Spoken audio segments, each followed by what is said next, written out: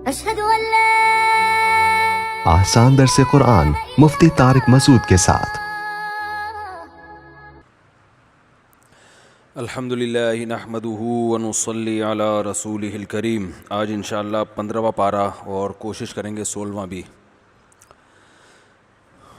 15ویں پارے کی ابتدا ہو رہی ہے سورہ بنی اسرائیل سے، اور اس کی ابتدا ہے معراج کے واقعے سے۔ سبحان الذی، پاک ہے وہ ذات، اسریٰ بعبدہ لیلاً، جو رات کے تھوڑے سے حصے میں عبد اپنے بندے کو لے گیا، من المسجد الحرام، مسجد حرام سے، الی المسجد الاقصی، مسجد اقصی کی طرف، الذی بارکنا حولہ، وہ مسجد اقصی جس کے ارد گرد ہم نے برکتیں رکھی ہیں، لنریہ من آیاتنا، تاکہ ہم اپنے بندے کو اپنی نشانیاں دکھائیں۔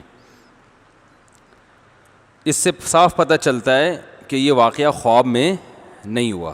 جناب غامدی صاحب نے کہا یہ خواب تھا، اور دلیل دی ہے اسی صورت میں آخر میں آتا ہے وما جعلنا الرؤیا التي اریناک، کہ جو ہم نے آپ کو رؤیا دکھایا وہ لوگوں کو آزمائش میں ڈالنے کے لیے دکھایا ہے، الا فتنۃ للناس، کس کے لیے دکھایا؟ تاکہ لوگ آزمائش میں پڑ جائیں۔ تو محترم نے کہا کہ رؤیا عربی میں خواب کو کہتے ہیں، سمجھ رہے ہیں؟ تو اس کا جواب یہ ہے، رؤیا نکلا ہے رؤیت سے، رؤیت کہتے ہیں دیکھنے کو، جیسے ہوتا ہے نا رؤیت ہلال، چاند دیکھنا ہوتا ہے نا، رؤیت ہلال کمیٹی کا آج اعلان ہوا ہے، آج تو نہیں ہوا، وعلیکم السلام۔ تو رؤیا کہتے ہیں منظر، وہ چیز جو دیکھی جائے، جس کو انگلش میں سین کہتے ہیں۔ اب اس کا اطلاق خواب پہ بھی ہوتا ہے، اور ویسے بھی کوئی سین ہو اس کو بھی رؤیا کہا جاتا ہے۔ تو خواب میں جو نظر آتا ہے وہ بھی سین ہوتا ہے نا، تو اس لیے بعض حدیثوں میں رؤیا کو خواب، یعنی خواب پر رؤیا کا اطلاق کیا گیا ہے۔ تو محترم نے وہاں سے یہ لفظ لے کے ادھر منطبق کر دیا، سمجھ رہے ہیں؟ تو یہ گڑبڑ ہوئی ہے۔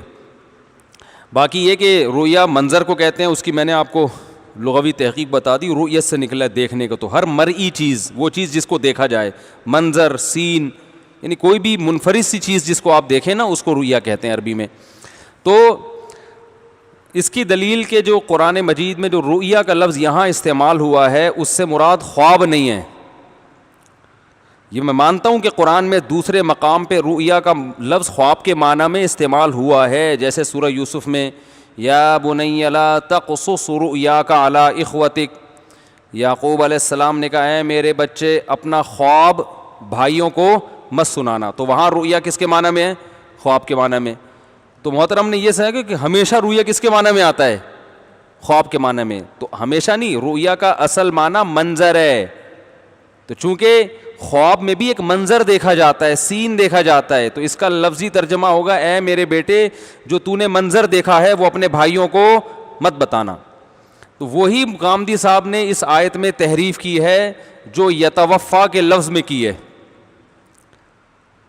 جب قرآن مجید میں اللہ نے بتایا کہ اے عیسیٰ میں تجھے آسمان میں اٹھانے والا ہوں، اپنی طرف اٹھانے والا ہوں، تو وہاں متوفی کا لفظ آیا ہے کہ میں تجھے متوفی، تو محترم نے وہاں بھی کہا دیکھو متوفا کا معنی ہوتا ہے وفات، حالانکہ متوفا کا اصل معنی وفات نہیں ہے، بعض جگہ وفات کے معنی میں استعمال ہوا ہے، تو محترم نے ان بعض جگہوں سے وہ لفظ ادھار لے کے ادھر بھی لگا دیا، اور وہ بعض جگہیں دکھائی ہیں جہاں وفات کے معنی میں استعمال ہوا، قرآن میں وہ جگہ جہاں یتوفا وفات کے معنی میں استعمال ہوئی وہ نہیں دکھائیں۔ تو یہ تحقیق اس کو بولتے ہیں۔ قرآن میں یتوفا کا لفظ جو آیا ہے نا، اللہ یتوفی الانفس حین موتہا، اللہ تمہاری موت کے وقت تمہاری روحوں کو قبض کر لیتا ہے، تو یہاں قبض کرنے میں معنی میں آ رہا ہے، موت کے معنی میں نہیں آ رہا۔ اگر موت کے معنی میں آتا تو قرآن کے الفاظ ہوتے اللہ یتوفی الانفس، بس اللہ تمہیں موت دے دیتا ہے، آگے حین موتہا، موت کے وقت، تو موت کے لفظ کا 2 دفعہ تکرار ہو جاتا نا، اگر یتوفا کا مطلب موت ہو، اس کا مطلب اللہ تمہیں موت کے وقت موت دے دیتا ہے، تو موت کے وقت تو موت ہی دیتا ہے، تو بتایا جا رہا ہے اللہ تمہیں موت کے وقت یتوفا وصول کر لیتا ہے، تو پتہ چلا یتوفا کا اصل معنی موت دینا نہیں ہے، وصول کرنا ہے، سمجھ رہے ہیں؟ اللہ یتوفی الانفس حین موتہا واللتی لم تمت فی منامہا، فرمایا جو مرتے نہیں ہیں ان کی روحوں کو بھی سوتے ہوئے میں قبض کر لیتا ہے، تو جو سوتے ہوئے میں روح قبض ہوتی ہے اس کو بھی یتوفا سے اللہ تعبیر کر رہے ہیں. تو محترم غامدی صاحب نے یہاں بھی گڑبڑ کی ہے. تبھی قرآن میں آتا ہے نا کہ یہود کے جو علماء تحریف کرتے تھے وہ تحریف پبلک میں اس لیے کامیاب ہوتی تھی. وَمِنْهُمْ أُمِّيُّونَ لَا يَعْلَمُونَ الْكِتَابَ إِلَّا أَمَانِيًّا, اس لیے کہ ان میں بہت سے ان پڑھ لوگ تھے جو کتاب کا علم نہیں جانتے تھے مگر ظاہری الفاظ کو. امنیہ کہتے ہیں ظاہری تلاوت. تو چونکہ ظاہری الفاظ جانتے تھے وہ, تو اس سے ان کو تحریف کا راستہ یہود علماء کے لیے کھل گیا. تو جب بھی تحریف ہوتی ہے نا قرآن کے الفاظ میں ہیر پھیر کر کے ہوتی ہے. تو جو معنی جانتے ہیں قرآن کا علماء, جو گہرا علم جانتے ہیں, وہ آپ کو بتائیں گے کہ یہاں تحریف ہو رہی ہے اور قرآن کی ایسی تفسیر کرنا کہ ساری حدیثیں اس کے خلاف جا رہی ہوں. عیسیٰ ابن مریم کے بارے میں نے بخاری مسلم کی حدیث پیش کی تھی کہ نبی نے فرمایا قرب قیامت میں نازل ہوں گے, اور رافعوک الیہ, اللہ نے فرمایا میں اپنی طرف اٹھا رہا ہوں. وما قتلوہ, اللہ نے قتل بھی نہیں کیا, میں اپنی طرف اٹھا رہا ہوں. یہ اتنے سارے دلائل, پھر پوری امت کا اجماعی عقیدہ. یہ پوری امت میں یہ غلط عقیدہ آیا کون سے سن میں؟ اگر یہ غلط عقیدہ ہے تو کس سن میں امت نے یہ جو ہے نا یہ عقیدہ قبول کیا ہے؟ تو اس لیے لفاظ یہ. تو یہاں معراج میں بھی غامدی صاحب نے یہ کیا, رؤیا کے لفظ میں سے مغالطہ دیا ہے کہ رؤیا عربی میں خواب کے معنی میں آتا ہے. تو قرآن کہہ رہا ہے یہ جو آپ کو ہم نے ساتوں آسمان پہ اور یہ جو ہم بیت المقدس کی طرف لے کر گئے, اس خواب کو ہم نے لوگوں کے لیے آزمائش بنایا ہے. تو حالانکہ یہاں رؤیا خواب کے معنی میں نہیں ہے. رؤیا کا اصل معنی سین, منظر, رؤیت سے نکلا ہے. ہر وہ چیز جس کو دیکھا جائے, لیکن وہ کوئی عجیب سی چیز ہو.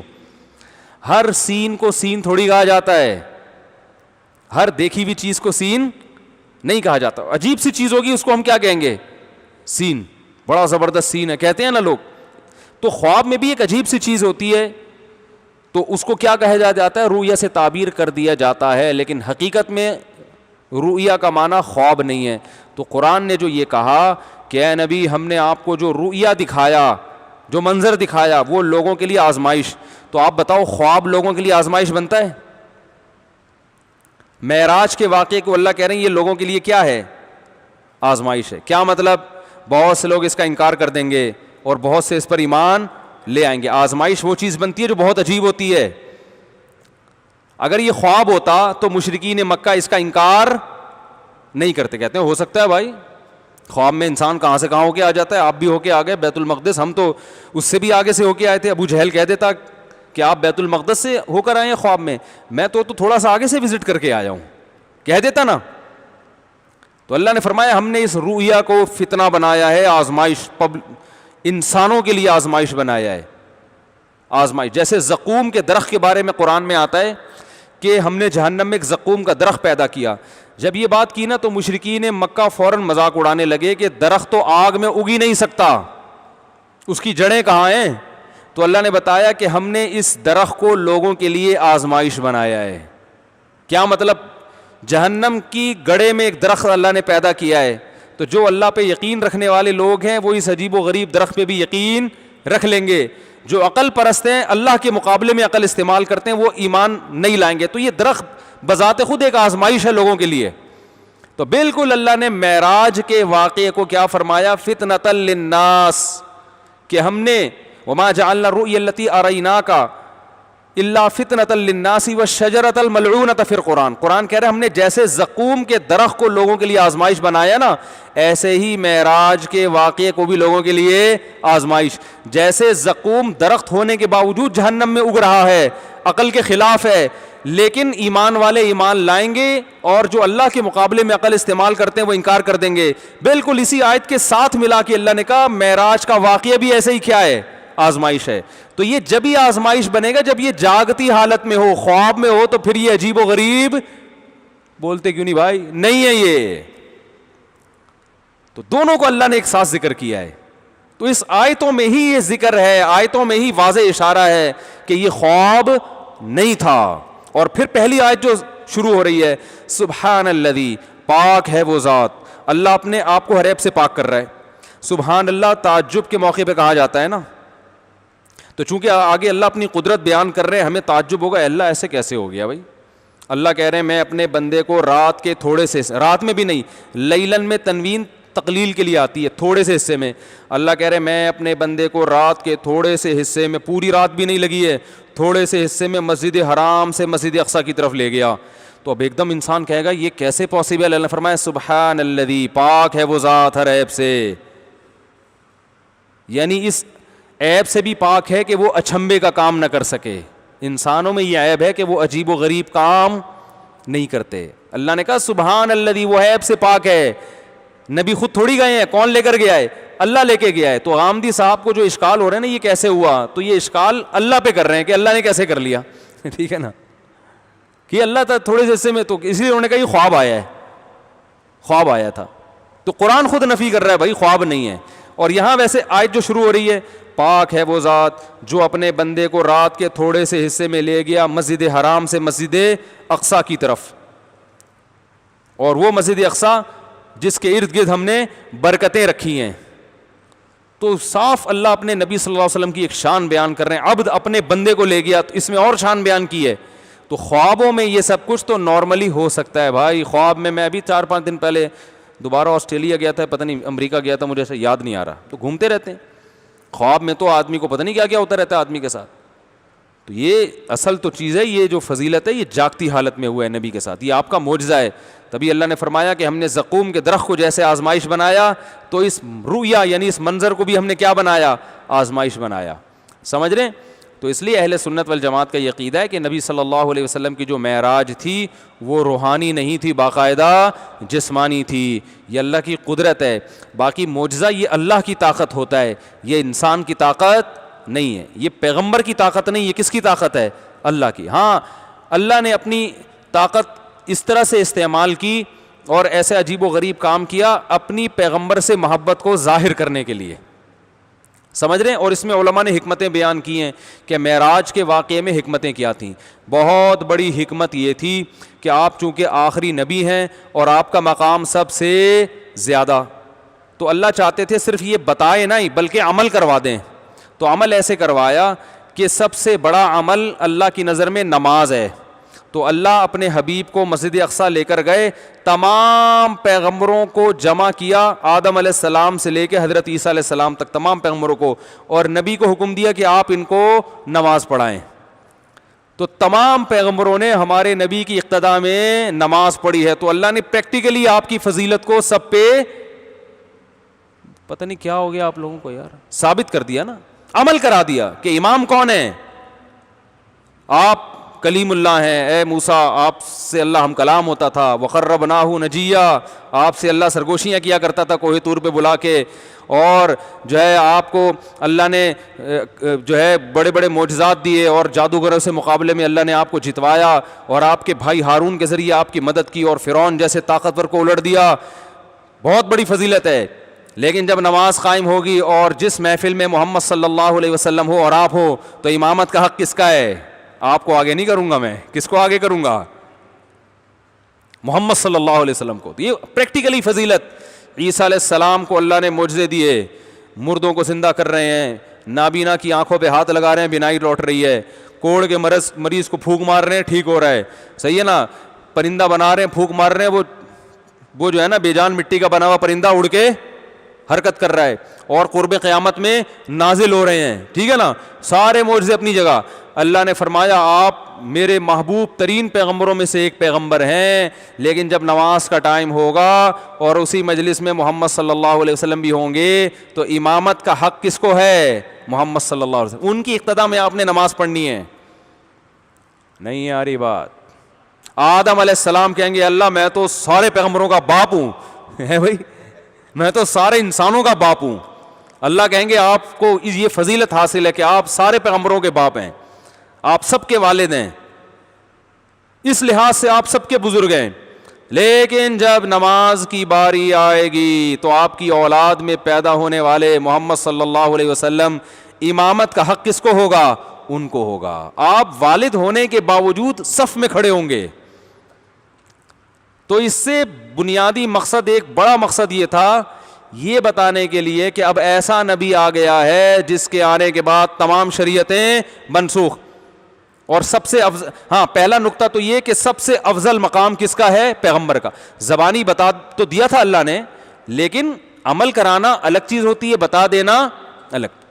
اس کی مثال ہے جیسے دو آدمی بیٹھے ہوئے ہیں, آپ نے بتا دیا بھائی میں اب اس کو, یہ میرا نائب ہے, یہ میرا خلیفہ ہے, اس کو میں نے ذرا اونچا مقام دے دیا, ٹھیک ہے, لوگ بولیں گے اچھی بات ہے. لیکن ایک طریقہ یہ کہ آپ اپنی سیٹ سے اٹھتے ہیں اور جا رہے ہیں اور آپ کہہ رہے ہیں میری سیٹ پہ کون بیٹھے گا, اس کو بٹھا دیا آپ نے, اب بیٹھ جاؤ بھائی, سنبھال لو اپنا, جو تمہارا مقام اور مرتبہ ہے اس کو اب ہینڈ اوور کر دیا آپ نے اس کے. تو یہ پریکٹیکلی جب کوئی چیز کرائی جاتی ہے نا تو وہ اس فضیلت پہ اسٹیمپ لگ جاتی ہے, مہر لگ جاتی ہے. ایک حکمت یہ. دوسری حکمت یہ, ہر پیغمبر کو اللہ نے نماز کا ایک الگ طریقہ دیا ہے. آج بھی یہودی نماز پڑھتے ہیں الگ طریقے سے, تو نبی صلی اللہ علیہ وسلم کو جب نماز کے لیے کھڑا کیا گیا اور نماز کا ٹائم آیا تو جیسے امام نماز پڑھتا ہے مقتدی ویسے ہی پڑھتے ہیں کہ نہیں پڑھتے؟ کیا خیال ہے بھائی؟ تو تمام پیغمبروں کو کہا گیا کہ اب اخپل طریقے سے نماز بولو بھائی نہیں ہوگی. جو آپ کا سب کا اخپل طریقہ تھا اب وہ منسوخ. اب آپ نماز پڑھیں گے تو جیسے امام پڑھ رہا ہے, یعنی اس میں اشارہ ہے نماز کے ذریعے کہ آپ کی شریعتیں اب منسوخ, اب آپ کی نماز منسوخ ہو گئی. باقی تو حکام تو نماز سے چھوٹے ہیں. تبھی نبی نے فرمایا لو کان موسیٰ حیا لما وسعہ الا اتباعی, اگر موسیٰ کلیم اللہ بھی آج زندہ ہوں تو میری اتباع کیے بغیر, میری شریعت پہ چلے بغیر ان کی نجات بھی نہیں ہو سکتی. تو نماز پڑھانے کا یہ مقصد بھی تھا. علماء نے یہاں ٹیکنیکل پوائنٹ کی بات کی ہے, اختلافی مسئلہ ہے لیکن ایسی دلچسپ ہے. علماء نے کہا دیکھو سورہ فاتحہ تو صرف محمد صلی اللہ علیہ وسلم پہ نازل ہوئی ہے. قرآن میں آتا ہے وَلَقَدْ آتَيْنَاكَ سَبْعًا مِنَ الْمَثَانِي, ہم نے آپ کو فاتحہ دی ہے. اور حدیث میں آتا ہے اللہ نے, حدیث کا مفہوم ہے کہ اللہ نے مجھے ایک ایسی سورت دی جو پہلے کسی امت کو نہیں دی, اس میں سورہ فاتحہ بھی ہے جو کسی پیغمبر پہ نازل نہیں ہوئی. تو جب باقی پیغمبروں پہ نازل نہیں ہوئی تو نبی نے جب فاتحہ پڑھی ہوگی تو انہوں نے پڑھی ہوگی پیچھے ہے بھائی, وہ تو خاموشی سے سنی ہوگی نا, تو ان کی نماز ہوئی کہ نہیں ہوئی؟ بولو بھائی. اس کا مطلب ہے کہ امام کے پیچھے خاموشی سے بھی نماز ہو جاتی ہے. ایسی ٹیکنیکل پوائنٹ ہے, اصل دلائل یہ نہیں ہے. لوگ اس کو کلپ بنا دیں کہ مصعب نے فاتحہ پہ دلیل دی ہے, یہ ویسی ایک ٹیکنیکل علمی نقطوں کی باتیں ہوتی ہے, پوائنٹ کی باتیں ہوتی, ورنہ قرات خلف الامام کے دلائل وہ ہیں جو میں نے پہلے دیے تھے, 2 دن پہلے بیانات میں دیے. لیکن ایک ٹیکنیکل پوائنٹ ہے کہ بھائی نبی صلی اللہ علیہ وسلم نے فاتحہ پڑھی, باقی تو سب خاموش کھڑے, ان کو تو فاتحہ تھوڑی آتی تھی, تو وہ خاموش تھے. اس کا مطلب صحیح حدیث میں آتا ہے من کان لہ امام فقراءۃ الامام لہ قراءۃ. ناصر البانی رحمہ اللہ نے اس حدیث کو صحیح قرار دیا ہے کہ جس شخص کا کوئی امام ہو تو امام کی قراءت مقتدی کے لیے کافی ہے. یہ حدیث. دوسری طرف بھی حدیثیں ہیں, دونوں دلائل کا تجزیہ میں کسی اور بیان میں کر چکا ہوں. لوگوں کے ایک دم نا وہ آنا شروع ہو جاتے ہیں, یہ والی بھی تو ہے, یہ والی بھی تو ہے, نیچے کمنٹس میں آنا شروع ہو جائیں گے. تو میں پورا بتا رہا ہوں, وہ اس پر میں تفصیلی بیان ریکارڈ کرا چکا ہوں, وہ دیکھ لیں. اس میں آپ کی والی کی بھی ہم نے بحث کی ہے. اچھا بھائی, تو معراج جسمانی حالت میں ہوئی ہے, تو یہ دوسری حکمت اور مصلحت تھی. سمجھتا ہے کہ نہیں سمجھتا ہے بات کو؟ اور تیسری حکمت تھی اپنا قرب, کہ اللہ تعالیٰ نے 7ویں آسمان سے بھی اوپر آپ صلی اللہ علیہ وسلم کو لے کر گئے, اور پھر اللہ کی زیارت ہوئی نہیں ہوئی اس بارے میں دونوں روایتیں ہیں. دونوں علماء بڑے بڑے ہیں, جو میرے رجحان ہے دونوں طرف کے دلائل کو سامنے رکھ کر, زیارت ثابت نہیں ہے براہ راست, دونوں طرف کے دلائل ہیں, اس میں کوئی ایمان اور کفر کا مسئلہ نہیں ہے. تو اس میں نہ کوئی گستاخی کا مسئلہ ہے کہ اگر کوئی یہ کہتا ہے اللہ ہمارے نبی نے اللہ کی زیارت کی یا نہیں کی, تو زیارت کرنا کسی صحیح حدیث سے ثابت نہیں ہے. تو اگر کوئی یہ کہتا ہے تو یہ گستاخ رسول کا فتویٰ اس پہ نہیں لگانا چاہیے, اور نہ کچھ اور فتویٰ لگانا چاہیے. اگر آپ کی رائے ہے کہ کی ہے تو ٹھیک ہے, باقی یہ اگر میں اس پہ ابھی دلائل پہ بات کرنے آ گیا تو ہمارا موضوع بالکل ہی رہ جائے گا. تو بہرحال دونوں رائے ہیں. پھر وہاں موسیٰ علیہ السلام سے ملاقات ہوئی, پیغمبروں سے آپ کی ملاقات کروائی گئی, ٹھیک ہے نا, کیونکہ تمام پیغمبر ایک ہی راستے پہ چلتے ہیں. تو اللہ تعالیٰ نے پیغمبروں سے ملاقات کروائی نبی صلی اللہ علیہ وسلم کی, کیونکہ پیغمبر سب بھائی ہیں, ان کا رشتہ ہے نبوت کا, تو اللہ چاہتے تھے اس دنیا میں بھی آپ کی سب سے ملاقات ہو جائے, ٹھیک ہے نا. اور پھر جو ہے ساتوں آسمانوں کی سیر کرائی گئی آپ کو, اس میں جنت دکھائی گئی, آپ صلی اللہ علیہ وسلم کو جہنم دکھائی گئی. تو آپ نے فرمایا کہ میں نے جہنم سے زیادہ خطرناک منظر کوئی نہیں دیکھا اور جنت سے زیادہ خوبصورت منظر, اور آپ نے وہاں آگ دیکھی جس میں ننگے مرد اور ننگی عورتوں کو جلایا جا رہا تھا.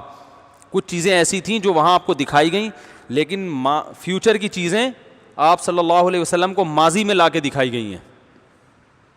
یہ سب بعض لوگ کہتے ہیں دیکھو ابھی جہنم میں تو لوگ گئے نہیں ہیں تو آپ کو دکھا کیسے دیے گئے, تو اس سے بھی بعض لوگ مغالطہ کرتے ہیں کہ یہ خواب تھا. بھائی نبی صلی اللہ علیہ وسلم کو جاگتی حالت میں اللہ اوپر لے کر گئے ہیں تو اللہ تعالیٰ نے کچھ چیزیں آپ پر منکشف کی ہیں. جیسے ویسے بھی انسان جاگتی حالت میں کچھ چیزیں منکشف ہو جاتی ہیں نا اللہ کی طرف سے, تو ایسے ہی اللہ نے کچھ مستقبل کی چیزیں آپ پر منکشف کی. تو لوگوں کو جلتے ہوئے دیکھا, آپ نے جبریل سے پوچھا یہ کون لوگ ہیں جو ننگے مرد اور ننگی عورتیں جل رہی ہیں؟ آپ نے فرمایا یہ آپ کی امت کے زنا کرنے والے. تو اللہ نے جو لڑکا جو لڑکی دونوں زنا کرنے والوں کو برہنہ آگ میں ڈالیں گے, اسی کے ساتھ جلائیں گے کہ تم نے دنیا میں حرام مزے تو اڑائے ہیں, اب آگ میں بھی اکٹھے جلو گے. اور اسی میں آتا ہے کہ آپ صلی اللہ علیہ وسلم نے دیکھا کہ کچھ لوگ صاف ستھرا گوشت رکھا ہوا ہے خوشبودار, وہ چھوڑ کے کیڑے پڑے ہوئے بدبودار گوشت کھا رہے ہیں. یہ سزا ہے. گوشت جب سڑ جاتا ہے کتنا گندا ہوتا ہے. تو آپ نے جبریل سے پوچھا یہ کون لوگ ہیں؟ تو جبریل علیہ السلام نے فرمایا یہ آپ کی امت کے وہ شادی شدہ لوگ ہیں جو حلال بیوی کو چھوڑ کر زنا کی طرف جاتے, حرام عورت کی طرف جاتے تھے. تو شادی شدہ آدمی کے لیے زنا کرنا تو بھائی اور بھی زیادہ برا ہے. سمجھ رہے ہیں کہ نہیں سمجھ رہے؟ تو یہ اللہ تعالیٰ نے اپنے بندوں کو, اپنے حبیب صلی اللہ علیہ وسلم کو نشانیاں دکھانی تھیں. تو اللہ نے فرمایا کہ ہم پہلے مسجد اقصیٰ سے مسجد حرام کی طرف گئے, تو یہاں سے پھر حدیثوں میں آتا ہے کہ آپ کو براق پہ بٹھا کے آسمانوں تک لے جایا گیا, اور یہ رات کے تھوڑے سے حصے میں ہوا ہے. راتوں رات آپ مسجد اقصیٰ گئے ہیں, اور وہاں سے پھر 7ویں آسمان تک, اور پھر وہاں سے واپس مسجد اقصیٰ, اور پھر وہاں سے واپس مسجد حرام, اور یہ چند سیکنڈوں میں یہ کام ہوا ہے. تو جب آپ صلی اللہ علیہ وسلم نے یہ لوگوں کو بتایا کہ یہ میرے ساتھ ہوا ہے, تو ابو جہل کو موقع مل گیا مذاق اڑانے کا. وہ فوراً حضرت ابو بکر کے پاس گیا اور کہا کہ آپ کو پتہ ہے کہ آپ کے دوست آپ کے ساتھی نے کیا دعویٰ کیا ہے؟ ابو جہل کا خیال یہ تھا کہ اب تو ابو بکر صدیق بھی انکار کر دیں گے. تو حضرت ابو بکر نے پوچھا کیا دعویٰ کیا؟ انہوں نے کہا یہ اس طرح سے کہہ رہے ہیں. انہوں نے کہا کیا واقعی محمد صلی اللہ علیہ وسلم نے یہ کہا ہے؟ انہوں نے کہا ہاں. کہا پھر یہ سچ ہے, ایسا ہوا ہوگا. اگر یہ خواب ہوتا تو ابو جہل اتنا اچھلتا ہوا کودتا ہوا جاتا ہے وہی. وہ تو یہی کہہ رہا تھا کہ اب تو ابو بکر انکار کر دیں گے کیونکہ جاگتی حالت میں ایسا پاسبل نہیں ہے. تو ناممکنات انسان کے لیے ناممکنات ہوتی ہیں, اللہ کے لیے ناممکن نہیں ہوتا. تو فضائل اعمال اور فضائل صدقات کی کرامتوں پر جو لوگ اعتراضات کرتے ہیں نا, وہ بھی اس لیے کرتے ہیں یہ کیسے ہو گیا. تو وہ کیسے اس لیے کہ وہ یہ سمجھ رہے ہوتے ہیں یہ بزرگ کا اپنا عمل ہے. وہ بھائی اپنا عمل نہیں ہے, یہ کس کی قدرت ہے؟ اللہ کی. کرامت ولی کی قدرت نہیں ہوتی, کرامت کس کی قدرت ہوتی ہے؟ اللہ کی طاقت. ہاں مستند ذریعے سے ثابت ہو تو مانیں گے, اور اگر اوتھینٹک ذریعہ نہیں ہے تو پھر اس کو رد کر دیں گے. کیونکہ لاجک کے خلاف جب وہی کوئی کام ہوتا ہے نا, تو ہمارے پاس مضبوط دلیل ہوگی تو مانگیں گے نا کہ بھائی اللہ نے کیا. تو دلیل وہی لوگوں کے واقعات اس نے بول دیا, اس نے بول دیا, فلاں نے لکھ دیا, پھر نہیں ہے. لیکن اگر مستند ذریعے سے ہے تو پھر ماننا پڑے گا اس کو. سمجھ رہے ہیں؟ ہم نے خود اپنی آنکھوں سے کرامتیں دیکھی ہیں. شہید کے خون کی خوشبو سونگھی ہے, کسی سائنسدان کو بتاؤ مانے گا؟ بھائی کسی سائنسدان کو بتاؤ, ڈاکٹر کو بتاؤ میڈیکل سائنس کے, کہ بھائی کئی بندے مفتی صاحب کہہ رہے ہیں میں نے دیکھے کہ شہید ہوئے اور ان کے خون سے کیا آ رہی تھی؟ خوشبو. تو ڈاکٹر مانے گا اس بات کو؟ کیا یہ ممکن نہیں ہے؟ اور اگر کوئی انجینئر جیسا یا کوئی پروفیسر جیسا آدمی فوراً کلپ بنا دے اور میڈیکل سائنس کی رپورٹیں پیش کرنا شروع کر دے کہ یہ تو ممکن ہی نہیں ہے, خون میں تو بدبو ہوتی ہے, اور قرآن میں تو خون کو ناپاک کہا ہے. قرآن میں خود آتا ہے کہ خون کیا ہے؟ ناپاک ہے. تو یہ سب چیزیں تو ناپاک ہیں. اور یہ جناب مفتی طارق مسعود صاحب دیکھو اپنے بزرگوں کی کرامتوں میں غلو سے کام لیتے ہیں اور کہتے ہیں ہم نے شہید کے خون کی خوشبو. او بھائی وہ ایک اصول اور ضابطہ ہے کہ خون ناپاک ہوتا ہے, بدبو ہوتی ہے, لیکن جب اللہ چاہتا ہے اپنی قدرت سے اسی خون میں خوشبو پیدا کر سکتا ہے. تو آپ مفتی طارق مسعود کا انکار نہیں کر رہے, آپ خدا کی قدرت کا انکار کر رہے ہو. نہیں یار یہ بات. مفتی عتیق الرحمان شہید رحمۃ اللہ علیہ کا نام سنا ہے؟ نہیں سنا؟ ان کا بیٹا میرا شاگرد ہے, بہت کئی سال پڑھا ہے. جب وہ شہید ہوئے نا گولیاں مار کے, ادھر درس قرآن دیتے تھے بڑا زبردست. ان کے ہاں تو ملتے نہیں نا اس قسم کے شہید وحید, اور خون و خوشبو کرامتیں ہوتی نہیں ہیں, اور بزرگ ہی نہیں ہے ان کے ہاں کوئی. جب بزرگ ہی مارکیٹ سے شارٹ ہو گئے ہیں تو پھر سب کا انکار کر دو. جن کے بزرگ ہوتے ہیں تو انہوں نے تو بزرگوں کو بچانا ہے اپنے. ہاں بزرگ کی غلط بات کو ہم صحیح کبھی ثابت نہیں کرتے, لیکن جو صحیح بات ہے اس کو تو کہیں گے نا, کیونکہ ہمارا تو ایک سلسلہ ہے بزرگوں کا بھائی. تو مفتی عتیق الرحمان شہید رحمۃ اللہ علیہ درس قرآن دیتے تھے, شہید ہو گئے جب کراچی میں فسادات ہو رہے تھے. شہادت کے بعد ان کے خون سے خوشبو آتی رہی ہے. ان کو جب دفن کیا, وہاں بارشیں کراچی میں ہوئی تھی, آپ کو یاد ہوگا, تو پانی آ رہا تھا قبر میں, تو ان کی میت کو ان کے بیٹوں نے دوسری جگہ 6 مہینے بعد منتقل کیا ہے. تو جب قبر کھولی ہے جسم بھی سلامت تھا اور خون سے اسی طرح خوشبو آ رہی تھی جیسے دفن کے وقت آ رہی تھی. تو اب میڈیکل سائنس مانے گی اس کو, کہے گی بھائی باڈی کا محفوظ رہنا ممکن ہے ہی نہیں. تو کرامت اس شہید کی نہیں ہوتی, یہ کس کی ہوتی ہے؟ نسبت اس کی طرف ہوتی ہے, یہ اللہ کی. تو اللہ جیسے مردوں کے ہاتھ پہ کر دیتا ہے, زندوں پہ بھی کر دیتا ہے. تو اس لیے فضائل صدقات اور فضائل اعمال کے جو واقعات ہیں یہ اہل اللہ کی کرامتوں کے واقعات ہیں, اور کرامت میں نسبت اللہ کی طرف ہو تو کچھ بھی ہو سکتی ہے. اور یہ بھی اعتراض غلط ہے کہ صحابہ کے ہاتھ پہ تو ایسا ہوا نہیں, صحابہ نے تو یہ کیا نہیں, ان کے بزرگ نے کر لیا. تو کرامت یہ ممکن ہے کہ جو کم درجے کا ہو اس کے ہاتھ پہ ہو, اور جو بڑے درجے کا ہو اس کے ہاتھ پہ وہ کرامت نہ ہو. یہ قرآن سے ثابت ہے. سلیمان علیہ السلام نے کہا کہ کون ہے جو ملکہ سبا کا تخت اٹھا کے لے آئے گا یہاں پہ. سلیمان علیہ السلام خود تو لائے نہیں. قرآن کہہ رہے ایک بزرگ بیٹھے ہوئے تھے جن کو پاس زبور کا علم تھا, انہوں نے کہا پلک جھپکنے سے پہلے لے آؤں گا. یہ کہا اور حاضر. اب کوئی کہوا پیغمبر تو لائے نہیں, اور ان کے درباری جو ایک بیٹھے ہوئے تھے بزرگ تھے وہ لے آئے. تو یہ مجھ پہ اعتراض ہوگا یا قرآن پہ ہوگا؟ تو قرآن سے بھی پتہ چلتا ہے کہ ایک چیز پیغمبر کے ہاتھ پہ نہیں ہوتی, امتی کے ہاتھ پہ ہو جاتی ہے. یہ بھی پتہ چلتا ہے کہ کسی کم درجے کے ہاتھ پہ ہو سکتی ہے اور بڑے درجے والے کے ہاتھ پہ نہیں ہو. درجات کا مدار کرامتوں پہ نہیں ہے, درجات کا مدار اعمال پہ ہے.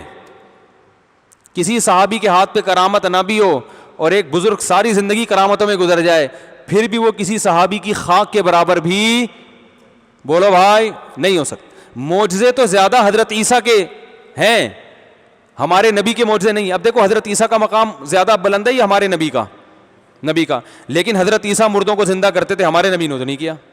اور یہی اعتراض تو یہودی کرتے تھے, عیسائی کرتے تھے. یہودی کہتے تھے ہمارے نبی تو کوہ طور پہ جا کے اللہ سے ہم کلام ہوئے ہیں, آپ کے نبی کیوں نہیں ہوتے؟ وہ کہتے تھے ہمارے نبی تو ایسے جا کے تورات آسمان سے لے کر آئے ہیں, یعنی آسمان سے نازل ہوئی تورات, اور آپ کے نبی پر تو تھوڑا تھوڑا کر کے نازل ہو رہا ہے, ایک دفعہ پوری کتاب نازل کیوں نہیں ہو جاتی؟ تو وہی اعتراضات جو کرتے تھے آج یہی لوگ علم کی کمی کی وجہ سے فضائل صدقات اور فضائل اعمال پہ اعتراضات کر رہے ہیں. ہاں اگر فضائل صدقات میں کوئی واقعہ ایسا ہے جو مستند نہیں ہے, ایسی کتاب سے نقل کیا گیا ہے کہ جو کتاب خود اوتھینٹک نہیں ہے, تو پھر آپ یہ اعتراض کر سکتے ہیں کہ یہ واقعہ مستند نہیں ہے, من گھڑت ہے. تو اس کی سند پہ بحث کریں, پھر آپ اس واقعے کا مذاق نہ اڑائیں گے. یہ دیکھو ہاں یہ واقعہ, یہ دیکھو یہ کیسے ہو گیا, یہ تو ہو ہی نہیں سکتا. ہو تو بہت کچھ سکتا ہے ماموں صحیح ہے نا. ایک آدمی آیا تھا میرے پاس, ایسے یہ نہیں ہو سکتا. میں نے کہا ماموں نہیں بناؤ, ماموں نہیں بناؤ پبلک کو. میں نے کہا ماموں بہت کچھ ہو سکتا ہے. میں جب پیار سے آتا ہوں نا کسی کو سمجھانے تو ماموں بولتا ہوں, اپنے بچوں کو بھی ماموں بولتا ہوں. میرا چھوٹا بچہ ہے بہت عجیب, میں کہتا بیٹا تو میرے کو ماموں بنا رہا ہے, مجھے پتا ہے. تو ان کو بھی میں ماموں بولتا ہوں کہ ہمیں ماموں بنانے سے بہتر نہیں خود ماموں بن جائے. تو ہو ماموں بہت کچھ سکتا ہے دنیا میں ٹھیک ہے, ایک پیارا رشتہ ہے نا تو ذرا اس سے بات سمجھ میں آتی. تو جب بھی کوئی ایسے بیٹھتے ہیں تو ماموں دنیا میں بہت کچھ ہو سکتا ہے. یہ جو عقل پرست لوگ ہیں یہ اسی وجہ سے تو معجزوں کا بھی انکار کرتے ہیں. فرعون کی سمجھ میں نہیں آ رہا تھا لاٹھی کیسے سانپ بن گئی, تبھی کا جادو ہے, کبھی کیا کہا کبھی کیا کیا. وہ بتا رہے سمجھا کے تھک گئے, جادوگروں نے بول دیا بھائی جادو نہیں ہے. فرعون نے کہا ساڑی عقل اچ نہیں آندا. تو آج کل یہ جو توحید پرست بنے ہوئے ہیں نا, یہ بھی کہتے ہیں فضائل صدقہ کی کہ بزرگوں میں ایسی کرامتیں کہاں سے ہو گئیں, ساڑی عقل اچ نہیں آتا. اس لیے نہیں آندا کہ تم نے کبھی کوئی بزرگ مارکیٹ میں دیکھا ہی نہیں ہے ٹھیک ہے نا. میں تو اور بھی کرامتیں جانتا ہوں, میں ممبر پہ بیان نہیں کرتا کہ خام میں اپنے شیخ و مرشد کی کرامت بیان کروں جو آپ حیران ہو جائیں گے, جن سے میں بیعت تھا, جو تہجد میں 10 پارے تلاوت کرتے تھے, لیکن میں نے پوری زندگی ممبر پہ بیٹھ کے ان کی کرامت کو بیان نہیں کیا. اس لیے کہ چھوڑو لوگوں کی مینٹل اپروچ سے اوپر کی باتیں, سیدھا سیدھا قرآن و سنت کی باتیں کرو, کیا ضرورت ہے. تو ہم نے تو اور بھی ان کی چیزیں دیکھی ہیں, سمجھ رہے کہ نہیں سمجھ رہے. تو ان کے یہاں بزرگ ہی نہیں ہے تو, اور خود ایسے اعمال نہیں ہے کہ کرامتیں صادر ہونا شروع ہو جائیں. تو اس لیے پھر جن کے ساتھ ہوتی ہیں ان کا مذاق اڑاتے ہیں, کبھی فضائل اعمال کا, کبھی فضائل صدقات کا. تو اس لیے فضائل صدقات میں اگر کوئی مستند نہیں ہے اس پر, اور اگر پھر مذاق اڑانا بھی ہے تو فضائل صدقات میں جس کتاب سے وہ واقعہ لیا گیا ہے نا, اس کتاب کے مؤلف کا مذاق اڑاؤ. عموماً اس کتاب کے مؤلف کوئی بہت بڑے محدث ہوتے ہیں جن کا مذاق اڑانے کی کوئی جرت کر نہیں سکتا, تو لہذا ان کا نہیں اڑائیں گے کس کا؟ فضائل اعمال کا, شیخ الحدیث مولانا زکریا رحمۃ اللہ علیہ کا, کیونکہ ان کو ماننے والے پاکستان میں بہت ہیں.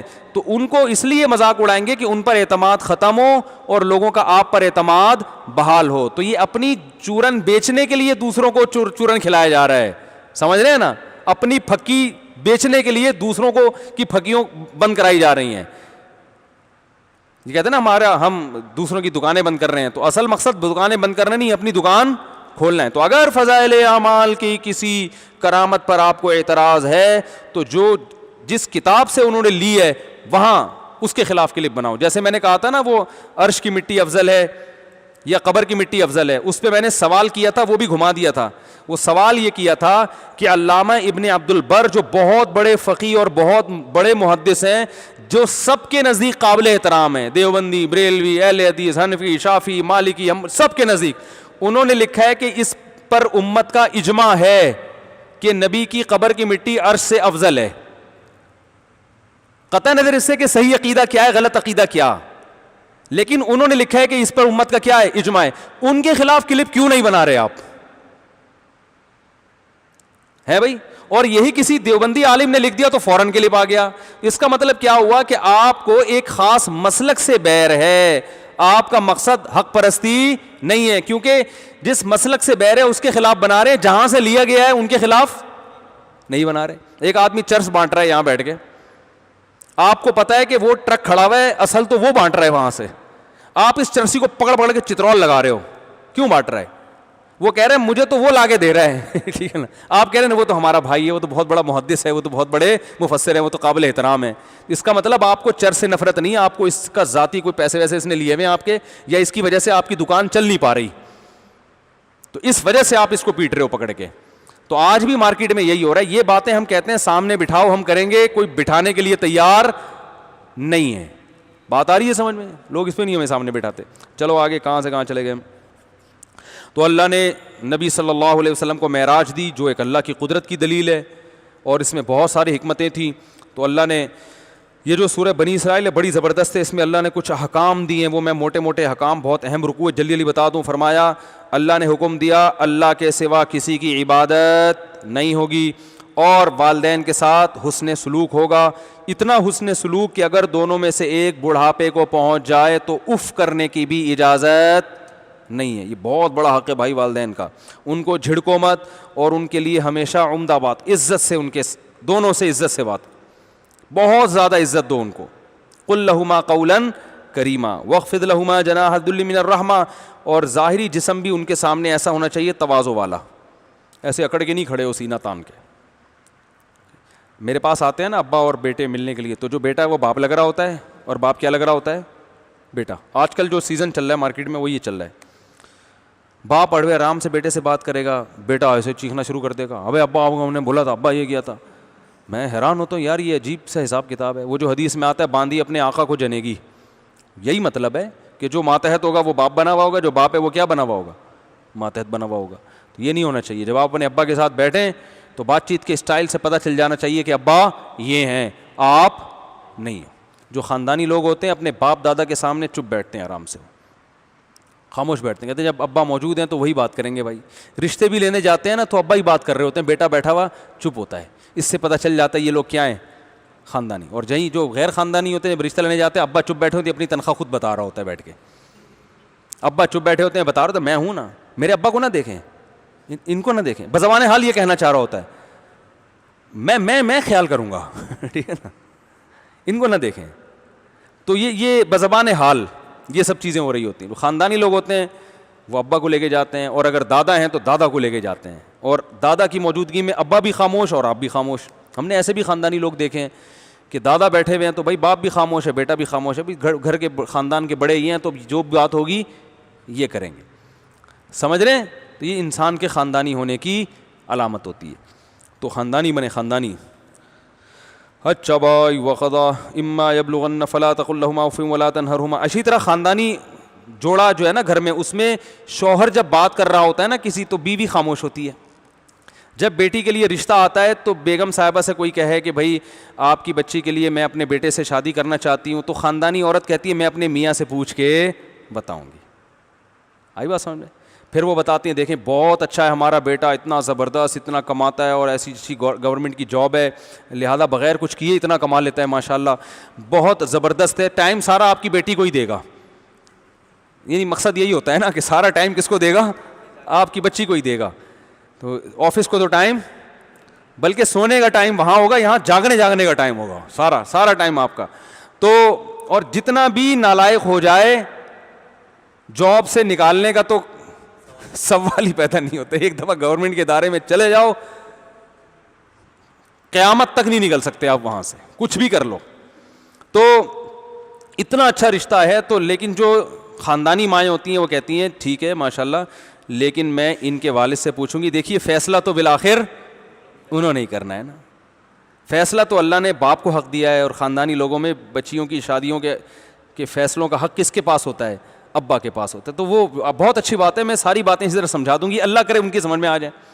پھر وہ جب میاں رات کو آتے ہیں تو ان کو سمجھاتے ہیں بھی دیکھیں بچی بڑی ہو گئی ہے, ایسا رشتہ آیا ہے اور یوں ہے اور فلانا ہے, فیصلہ کیا کرنا ہے وہ تو آپ نے ہی کرنا ہے, میرا ایک مشورہ ہے کہ بہت اچھے. تو یہ خاندانی ہوتے ہیں. اور جو غیر خاندانی ہوتے ہیں ان کا جب رشتہ آئے تو وہ انہوں نے بتایا ہمارا بیٹا ہے, آپ کی بیٹی جوان ہو گئی ماشاءاللہ, یوں ہے فلانا ہے ڈمکانا ہے, تو آپ دیکھ لیں ان کے ابا سے بات کر لیں. ابا سے بات تو میں بتا دوں گی ان کو, آئیں گے شادی میں آئیں گے ضرور, وہ آپ بے فکر رہیں, آپ کی بے عزتی نہیں ہوگی کہ لڑکی کے ابا کہاں ہیں, آئیں گے. لیکن فیصلہ کس کا ہوگا بھائی, وہ تو میرا ہوگا. اور ان کے ابا نے آج تک زندگی میں کبھی کوئی فیصلہ صحیح کیا ہے؟ بزبان حال بتا رہی ہوتی کہ مجھ سے شادی کا فیصلہ ٹھیک نہیں تھا ان کا. اگر یہ صحیح فیصلے کرنے کے اہل ہوتے تو مجھ سے شادی کرتے. یعنی بولتی نہیں ہے لیکن بزبان حال کا مطلب ہوتا ہے آپ ان کی باتوں سے اخذ کریں. تو میں نے بتایا تھا نا خاتون آئی تھی, اتنی تیز خاتون, باتیں ایسی چبا کے جیسے ہوتی نا, یوں میرا یوں. تو مجھے اندازہ ہو گیا تھا کہ یہ یقیناً بیوہ ہو چکی ہوں گی اب تک. یعنی مجھ سے آدھا گھنٹہ ان کو نہیں سنا جا رہا, مجھے بولنا ہی نہیں دے رہی. اپنا دکھڑا لے کے آئی تھی تو بھائی 5 منٹ میں دکھڑا سناؤ, 10 بریک لگے گی تو میں آگے کوئی نصیحت دوں گا نا. بولے ہی جا رہی. پھر سارے برے, بچے بھی برے, ساس کا بھی غلط سلوک تھا میرے ساتھ, اور فلانا بھی برا, کوئی ٹھیک ہی نہیں. مجھے اندازہ ہو گیا یار یہ مجھ سے برداشت نہیں ہو رہی ہے, ان کے میاں نے کیسے برداشت کیا. تو مجھے یقین ہو گیا تھا کہ ان کے میاں کا انا للہ ہو چکا ہوگا. اتنا عرصہ کوئی آدمی ایفورٹ کر نہیں پاتا. تو میں نے کہا کہ آپ کے میاں کا انتقال ہو گیا. انہوں نے کہا ہاں وہ تو 10 سال پہلے چلے گئے تھے. تو میں کہنے والا تھا کہ پھر بھی بہت برداشت کی ہے, شادی کو 30 سال ہو گئے لیکن گئے کب ہیں, صرف 10 سال. لیکن میں نے کہا ایسا نہ ہو کہ 1 گھنٹہ اور بیٹھ جائیں, پھر اگلے جگہ جائیں تو پھر مجھے بھی کہ مفتی الفلاحیہ مسجد کے امام صاحب بھی ایسے. لیکن مجھے اندازہ ہو گیا تھا کہ بہت بڑا حوصلہ ان کے میاں کا کہ انہوں نے 20 سال گزارے. تو ایسے بعض میاں بھی ہوتے ہیں, ایسا نہیں ہے کہ صرف عورتیں ایسی ہوتی ہیں, ایسے بعض میاں بھی ہوتے ہیں کہ بیوی ڈپریشن سے مر جاتی ہے. ایسے ایک میاں تھے, اللہ بچائے یار, کیسے کیسے لوگوں سے واسطہ پڑتا ہے. وہ ہمارے دوست تھے, بلکہ یوں سمجھے کہ ابھی میں زیادہ گہرائی میں جاؤں گا تو وہ سمجھ جائیں گے میری بات ہو رہی ہے. کیا کروں, کوئی ایسے کوڈ ورڈ ہونا چاہیے نا, وہ لوگ آج کل ہر جگہ پہنچا دیتے ہیں. وہ تھے, بس کوئی تھے. تو ان کی جب شادی ہو رہی تھی نا, ہم لوگ بیٹھ کے یہ بات کر رہے تھے کہ یار اس کی بیوی کا ہوگا کیا بیچاری کا, کیونکہ ہم نے ان کو صاحب کو دیکھا تھا کبھی زندگی میں ایک دھیلے کا کام خود نہیں کیا. یا کھجانا بھی ہوگا نا, آپ کو بلائیں گے یار ادھر ادھر کھجانا. یعنی بالکل ایسے تو نہیں, لیکن اس ٹائپ کے آدمی. کھجلی بھی ہو رہی ہے نا تو آپ کو بلائیں گے یار ذرا کوئی ڈنڈی لے کر آئے, ادھر ادھر کھجا. کبھی بیٹھ کے یہ نہیں کہ اٹھ کے پانی خود پی لیں, ہر کام بیٹھے بیٹھے بس ان کو چاہیے تھا. تو ہم تھے کہ یار یہ بیچاری بیوی کا بنے گا کیا. خیر چل ہی رہے ہیں, گزارا کر ہی رہے ہیں دونوں ماشاءاللہ. اب اس کا بھی انا للہ ہو جائے کسی دن, بیگم صاحبہ کا اطلاع آ جائے گی تو ٹھیک ہے نا. تو جو ہے تو دنیا میں جو آدمی لوگوں سے ملتا ہے نا اس کے پاس تجربہ بہت ہوتا ہے. میں تجربے سے بہت سیکھتا ہوں یار دنیا میں کیا کیا ہو رہا ہے. ایسے ایسے واقعات کبھی صرف عشاء کے بعد لے کے بیٹھوں نا, پبلک فجر ہو جائے گی واقعات ختم نہیں ہوں گے. تو خیر ہمیں اللہ نے کیا حکم دیا کہ والدین کے ساتھ اچھا سلوک کرو, اور جب ابا اور بیٹا بیٹھا ہوا ہو تو دیکھنے سے پتہ چلے باپ کون ہے اور بیٹا کون ہے. تو خاندانی عورت کی بات کر رہا تھا کہ جب رشتوں کی بات آتی ہے کہتی بھائی میں ماں ہوں, مجھ سے یقیناً میرے میاں مشورہ لیں گے, لیکن آخری فیصلہ کون کرے گا؟ بھائی وہ مرد ہیں, مردوں کو اللہ نے اس معاملے میں تجربہ دیا ہے اور وہ ان کا رائٹ ہے, تو وہ وہی فیصلہ کریں گے. تو یہ خاندانی ہونے کی, جب بھی کہیں رشتہ لینے جاؤ نا لوگ مجھ سے پوچھتے ہیں پتہ کیسے چلے لڑکی والے خاندان ہیں, خاندانی ہیں, تو بھائی اسی طرح پتہ چلے گا جب آپ رشتہ لینے جاؤ گے تو سامنے آ کے بات چیت کون کر رہا ہے. سمجھ رہے ہو؟ اس گھر میں مردوں کی چلتی ہے یا عورتوں کی چلتی ہے؟ اگر گھر میں مردوں کا ہولڈ ہے علامت ہے کہ خاندانی لوگ ہیں, اور گھر میں مرد مکھنچو ہیں, سارا ہولڈ کس کا ہے؟ وہ میاں ادھر بیٹھا ہوا ہے ٹھیک ہے نا, ادھر سائڈ پہ بیٹھا ہوا ہے, وہ ادھر بیٹھا ہوا ہے بالکل کونے میں منہ دبک کے نا, اور ساری باتیں سب کنٹرول خواتین کے ہاتھ میں ہے. تو خواتین سے انتہائی معذرت کہ پھر یہ گھر صحیح چل نہیں سکتا. سمجھ رہے ہو؟ ہاں بعض گھروں میں ایسا ہوتا ہے مرد ہوتے ہی نہ اہل ہیں تو ایک الگ بات ہے, وہ کچھ چرسی ہے, کوئی چھٹے والا ہے, یا کوئی بعض ایسا ہوتا ہے, وہ ایک ہر قانون ہر ایک کے لیے نہیں ہوتا.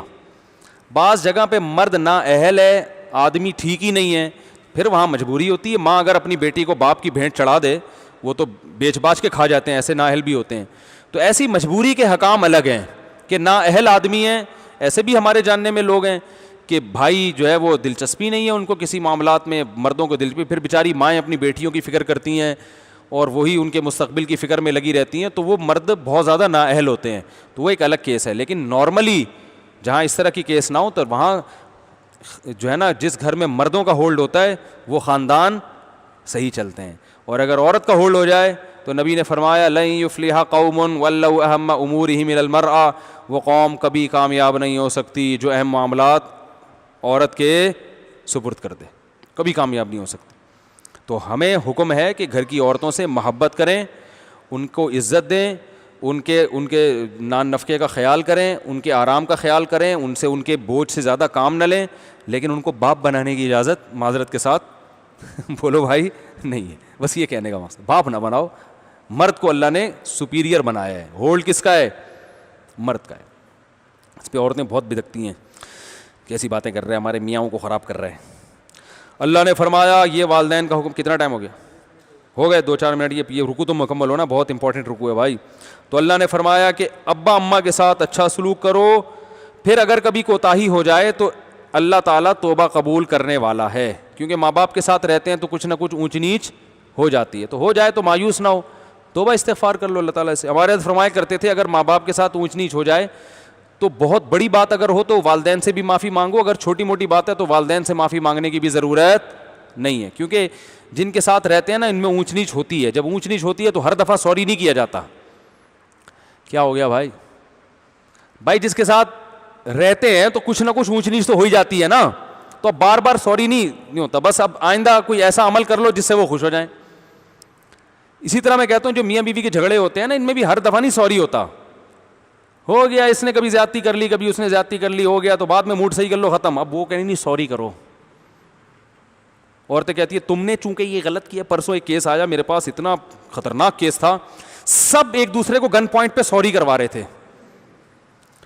وہ بیگم نے یہ کیوں بولا غصے میں, شوہر کہہ رہے یہ کیوں بولا, جب تک سوری نہیں کرے گی میں معاف نہیں کروں گا. عورت کہہ رہی ہے اس نے جو مجھے پہلے یہ جو بولا تھا یہ غلط بولا تھا, اس پہ سوری کرے. پھر ساس نے جو مجھے بولا تھا وہ الفاظ بولے تھے, اب مجھے تو الفاظ یاد نہیں ہیں, وہ غلط بولے تھے, ان کی والدہ سوری کریں. اب میں کہتا ہوں ساسوں سے سوری نہیں کروایا جاتا بھائی. ساس کہہ رہی ہے کہ بہو نے مجھے یہ کیوں کہا, سوری کرے. میں نے کہا مارکیٹ میں سوری اتنی اویلیبل ہے نہیں, آج تک لاک ڈاؤن ہے, جو اس سے زیادہ ضروری چیزیں وہ نہیں مل رہی. میں نے کہا بھائی آپ لوگ نہیں چل سکتے. میں نے کہا نہیں چل سکتے. جو گھر چلتے ہیں نا وہ اسی طرح چلتے ہیں. غلطی ہو گئی, غصہ آیا, تھوڑا نکال لیا, چلو بھائی ختم. دوبارہ آدمی خود ہی سوچتا ہے بھائی اس دن بڑا تب گئی تھی اس بات پہ ٹھیک ہے نا. آدمی کو پتہ چل جاتا ہے نا, بیگم کو میں نے جب یہ لفظ بولا تو اس دن بہت زیادہ غصہ کیا تھا, اس نے بہت کچھ اچھل کود کیا تھا, تو بس اس وقت تو بڑبڑائے گا, اس کے بعد آئندہ تھوڑا سا یہ بولتے ہوئے احتیاط کر لے گا. یہی ہوتا ہے نا, عورت کو پتہ ہے میرے میاں کا میٹر شارٹ ہوتا ہے اس بات سے, تو اس دن میں نے یہ لفظ بولے تھے تو ضرورت سے زیادہ شارٹ ہو گیا تھا, تو اب تھوڑا یہ الفاظ بولتے ہوئے احتیاط کرو. اس دن ہو گیا تھا, بس ختم, اس کو کرنٹ لگتا ہے اس بات سے, ٹھیک ہے نا. تو بس اتنا سوریاں نہیں، آپس کے جو میل جول ہوتے ہیں نا ان میں کبھی بہت بڑی بات ہو جائے تو ٹھیک ہے، چھوٹی موٹی باتیں ہو رہی ہیں آئندہ کے لیے، جو ورنہ اس سے معاملہ خراب ہوتا ہے. یہ غلطی مانے، یہ مانے کہ میں نے کیا ہے، یہ وہ کہہ رہا پھر یہ بھی یہ مانے. تو بھائی ہو گیا جو ہو گیا، مٹی پاؤ باڑ میں جائے، جو تھا تو غلط تھی میں صحیح تھا، چھوڑو مٹی پاؤ، اب نئی زندگی گزارو.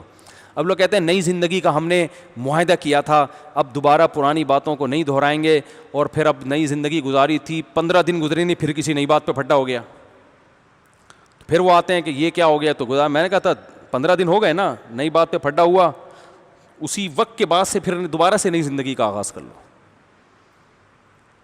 پھر پھڈا ہو جائے پھر نئی زندگی کا. اللہ تعالیٰ کہتے ہیں نا گناہ ہو گیا تو توبہ کرو، پھر ہو گیا تو پھر دوبارہ توبہ ہی کرنی ہے نا. اب یہ تھوڑی کرنا ہے کہ بار بار ہو رہا ہے تو اب چھوڑو، اب تو جہنم میں ہی جانا ہے. تو ایسا ہی بھائی، ہو گیا تو پھر کر لو، ہو گیا تو پھر کر لو، ہو گیا تو پھر کر لو. ٹائم گزر رہا ہے، وہ ایک دن آئے گا قبر کے قریب پہنچ جاؤ گے اور کامیاب زندگی گزار کے وہ اپنی قبر میں، تم اپنی قبر میں. تو بات کو بڑھانے والے اللہ کو پسند نہیں ہے، بات کو دبانے والے اللہ کو پسند ہے. جو مولانا طارق جمیل صاحب نے بھی معافی مانگی نا، سب کو کہہ دیا انہوں نے یہ چور ہوتے ہیں، تو ان کا مقصد یہ نہیں تھا کہ سب چور ہوتے ہیں. مقصد جب بھی کوئی کہتا ہے ہماری قوم یہ ہے تو یہ مطلب تھوڑی ہوتا سارے ہیں. تو اب وہ وضاحتیں کرتے کہ نہیں میرا مقصد یہ نہیں تھا، تم نے بھی تو اس دن یہ الفاظ کہے تھے، جب یہ الفاظ کہے تھے تو تمہارا بھی تو وہ مقصد نہیں تھا، تو تم بھی سوری کرو. اگر وہ یہ ساس بہو والے پھڈے لے کے بیٹھ جاتے ہیں، کیونکہ وہ بتا سکتے تھے کہ صحافیوں کی تو ویڈیو ریکارڈنگ ہے، ایک صحافی نے کہا یہ میڈیا اسٹور ہے، یہ تو صحافیوں کے اپنے بیانات ہیں. وہ کہہ جاتے ہیں اچھا میں ابھی تو جا رہا ہوں، میں ذرا اپنی میڈیا ٹیم کو بولتا ہوں فلاں صحافی کی نکال کے لاؤ